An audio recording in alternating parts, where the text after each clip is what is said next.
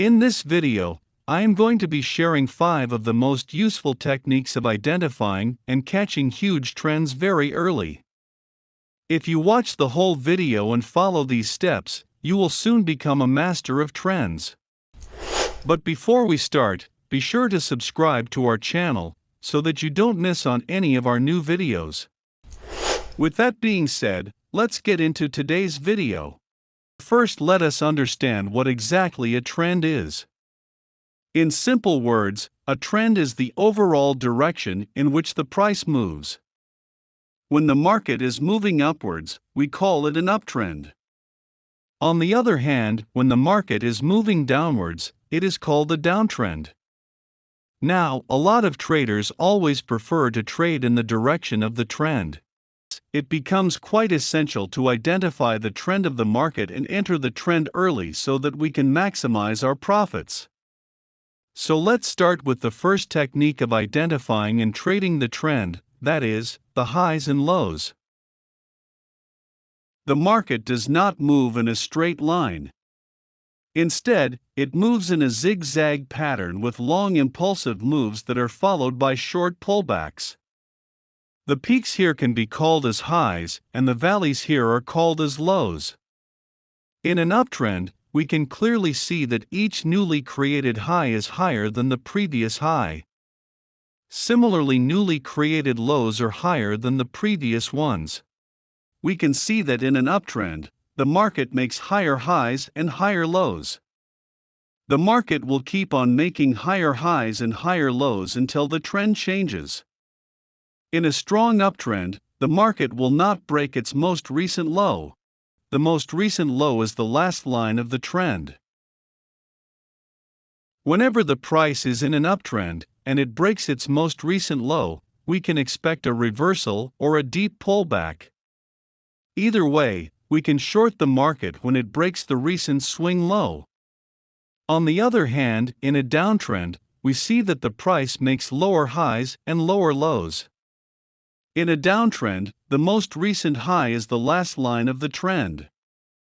If the price breaks above the most recent high, we can expect the price to reverse and start a new trend. So we can buy the asset here. Technique number 2. Support and resistance. Support and resistance are basic elements of technical analysis that provide structure to the price movements. Whenever the price is in a sideways range, we see that the price is stuck between a major support and resistance level. But in a trending market, the situations are quite different. When the price is in an uptrend, the price does not respect resistance level. Whenever the price creates a swing high, we mark that level as a resistance level. In a strong uptrend, we see that the price breaks these levels of resistance with ease. In fact, after the break above the resistance, we see that the price finds support at the resistance. Hence, whenever the price is constantly breaking above its resistance levels, it is a strong indication of an uptrend. We can enter the trend on the next break above the resistance. Conversely, in a downtrend, we see that the price keeps on breaking below support levels. Whenever the price creates a new low, we mark that level as a level of support. In a strong downtrend, we see that the price soon breaks below the support level with ease. After the breakout, the price finds resistance at that price as well. This shows a powerful bearish pressure. We could enter the trend when the price breaks a support level. Or we can enter at the retest of that level. Technique number 3. Moving averages. Moving average is a simple indicator that plots a line that represents the average price of the asset over a fixed number of candles. The main objective of a moving average is to reduce the market noise and provide with a clear indication of the trend. If the price is trading above the moving average, and the moving average is sloped upwards, the asset is said to be in an uptrend. On the other hand, in a downtrend, we see that the price is trading below the moving average and the moving average is sloped downwards. In a sideways range, we see that the price moves around the moving average and the moving average stays flat. Now, different moving averages are used to identify different trends of the market. A 20-period moving average indicates the short-term trend of the market. A 50-period moving average indicates the medium-term trend of the market. And a 200-period moving average shows the long-term trend of the market. Here, we see that the price was below the 20 EMA, and the 20 EMA was sloped downwards. But at the same time, we see that the price was trading above the 200 EMA, and the 200 EMA was sloped upwards. So, we can say that the market is in a long-term uptrend, and, at the same time, the market is in a short-term downtrend. In a strong uptrend, we see that the price is trading above all these moving averages, and all of the moving averages are sloped upwards. This is a clear indication of a healthy uptrend. Similarly, in a strong downtrend, we see that the price stays below the moving averages, and the moving averages are all sloped downwards. Technique number 4. ADX.